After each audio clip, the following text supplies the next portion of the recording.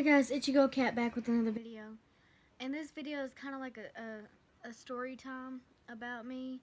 I know my very first video was kind of like a story time about me. But I didn't tell you about the 3 times that I've stayed in Little Rock Children's Hospital.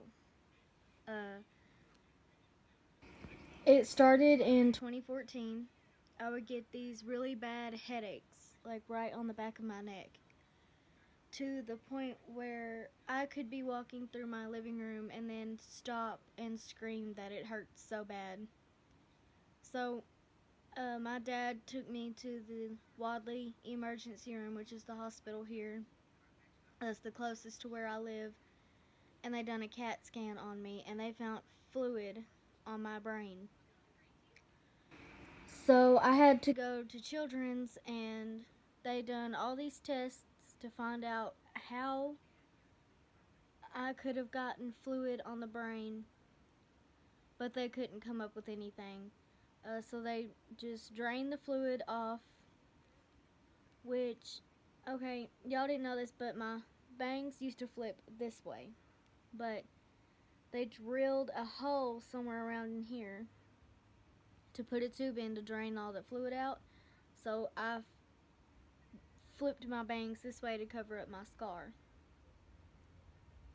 And they pulled the fluid off my brain and sent me home on steroids. And as soon as I got home, I started feeling headaches again, and I started throwing up and feeling nauseous, couldn't keep anything down. So I went back to Children's 2 days later and stayed.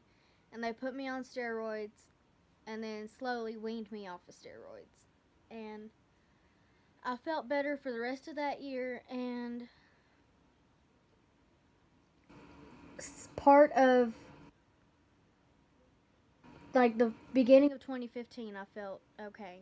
And then it started like in the middle of 2015. I'd get these bad headaches, and it wasn't back here. Like, I mean it was, but it didn't hurt as much as it did right around here. To the point I would scream and everything and not want to move because it hurt so bad. So I went back and they done more tests, and they couldn't find out what was wrong with me. And they told my dad that I probably wasn't going to make it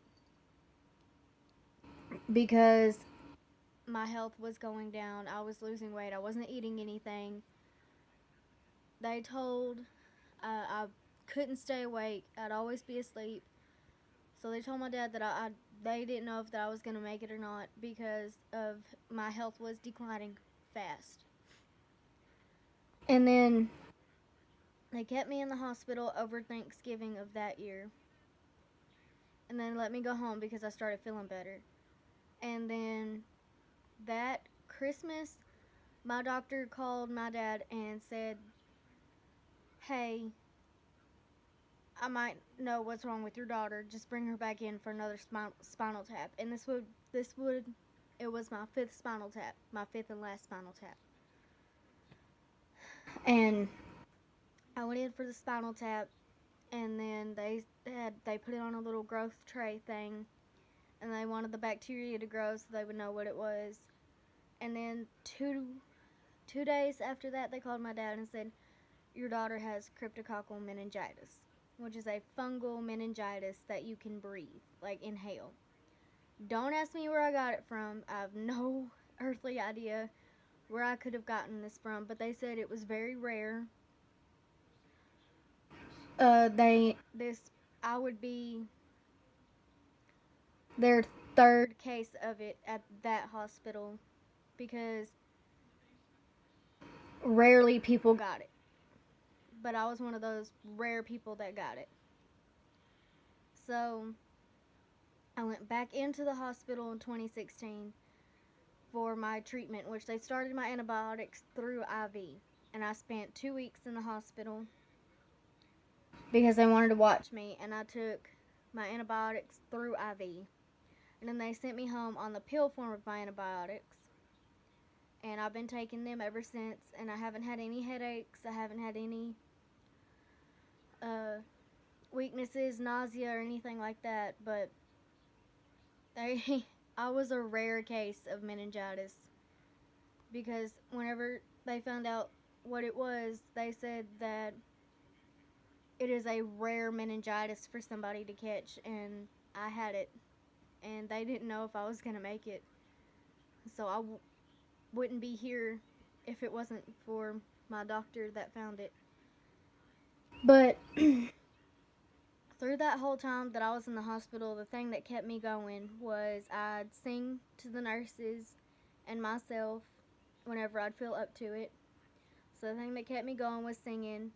And then I started doing YouTube after I got out of the hospital, because while I was in the hospital, I'd watch a lot of it, and that inspired me to create my channel, to create my social media platforms, and try to get out there. That inspired me to want to be an influencer. I can't speak, sorry. Because I want to share my story with the world and let them know that just because you're going through a rough spot in life doesn't mean you can't make it through. Because when the doctors told me and my dad that they didn't know if I was going to make it, I sat there, and the thing that got me through it was I would sing. I loved to sing. So I would sing while I was in the hospital. I'd sing, and I would talk, create conversations, but the main thing I would do was sing. That is the main thing I would do, was just sing, because I love to sing. I'm pretty good at singing. I could use some vocal exercises, but I think I'm pretty good. Other people have told me I'm good. My deal is I'm slowly overcoming stage fright. So, I mean, I've done that in the hospital. I sung in front of a bunch of people, or a bunch of nurses, but I'm slowly overcoming my stage fright. And the only reason that I pulled through was God was with me. I had my singing that made me happy, and everyone around me just positive vibes. And being in the hospital and watching YouTube and how these YouTube videos are made and processed, I fell in love with editing. I fell in love with making these videos because I want to put my content out there. And I've made all of my social media platforms just to be this awesome influencer that you guys want me to be. And maybe, hopefully, this career that I want to partake in will take off. Don't know when, don't know how, but I hope it does. Because being in the hospital and watching these videos and singing and watching y'all do what you love to do, and I figured, why not? Every one of those YouTubers that I watch have inspired me to make my own social media platform, to make my own YouTube channel, and put my own content out there and see where this takes me. And I hope it takes me far. I hope singing takes me far. Singing is my all-time passion. Singing is what I did in the hospital. Whenever I needed to cheer up, I would sing. And the song that I would always sing was Bruno Mars, Just the Way You Are. Because nobody can change just the way you are. And guys, being in the hospital and watching all of my favorite YouTubers and stuff, and looking at what they do, that inspired me for my social media platform. And I know I've said it so many times, but I can't. It was an inspiring thing for me to start my social media platform because of my YouTubers, because they knew they could, and I know I can, and I'm trying. I really am. But all my favorite YouTubers and musers have inspired me to go far with what I love, and what I love is putting content out there for y'all and trying to be the best influencer that y'all want. So please, maybe y'all can help me in my way of succeeding in this career that I want to do. It's all I ever want to do, is do this for you guys. I love you so much. Bye.